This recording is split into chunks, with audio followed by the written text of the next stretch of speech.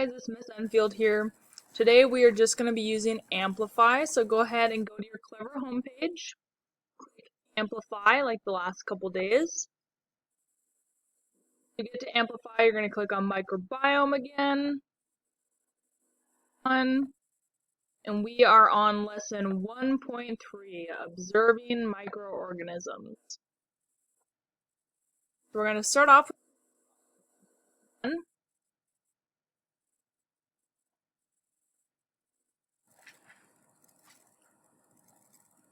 So you're going to choose the statements that you agree with, and you can choose as many as you want.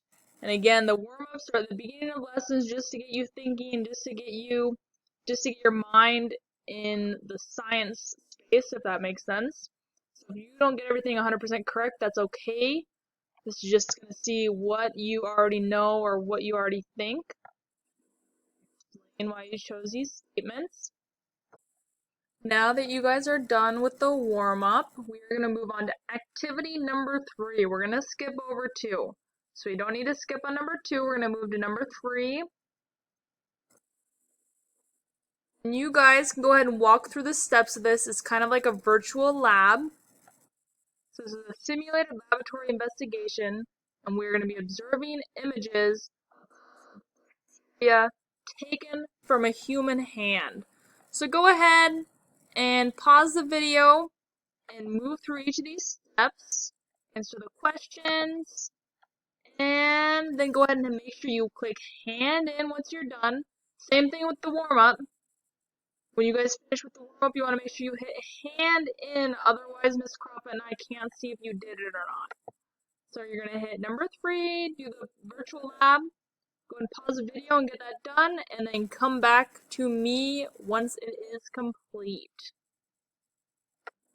Alright, now that you guys have done the virtual lab and you've submitted it, that you've turned it in, we are going to move on to the homework. So you're going to skip this activity number 4 and move right into the homework.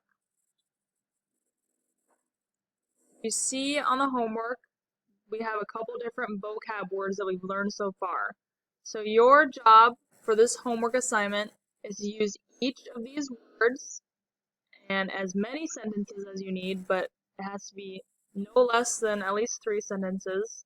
So you're going to use each of these words in a sentence to describe how small the microorganisms are that live on and in the human body.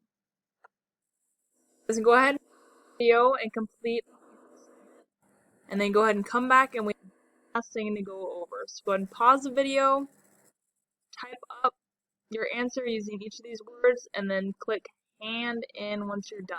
Then come back to the video. Alright, now that you guys have the homework assignment done, I'm going to go over an activity that you guys did on Tuesday, or you should have done on Tuesday. So I'm just going to make sure that you guys understand how to sort all of these items.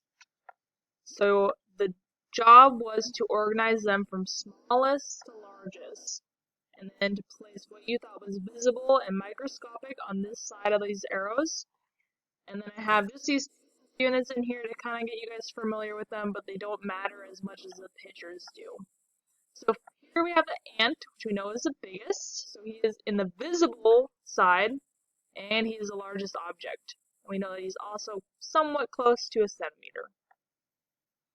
Next, we have the width of a human hair.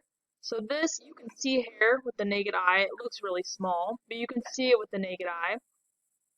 Next, we have salt grain. So this can maybe go either way, because you can see salt when you dump it out on the table, but the picture that we have here is super zoomed in. So I put it on the microscopic side because it looks like someone's looking at it through a microscope. Next, we have ringworm fungus. So I'm going to make this a little bit bigger so we can read the side of it. So it says length of each spore is 5 micrometers. So here we have our micrometer scale. So we kind of have an idea of how big this ringworm fungus is. If you're a little confused, you can always go back to our scale sorting, or our scale tool, and monkey around with the lever there to see the different sizes of different things. You can see what else is 1 micrometer or close to that. So I'll move this guy a little bit over. Next, we have human skin cells. So of course, All of these items here, they look like they're being looked at through a microscope. You can't just see them with the naked eye. So our next one is human skin cells. So this here we know that skin cells are a little bit bigger than blood cells. But here are our skin cells. And next we have our blood cells.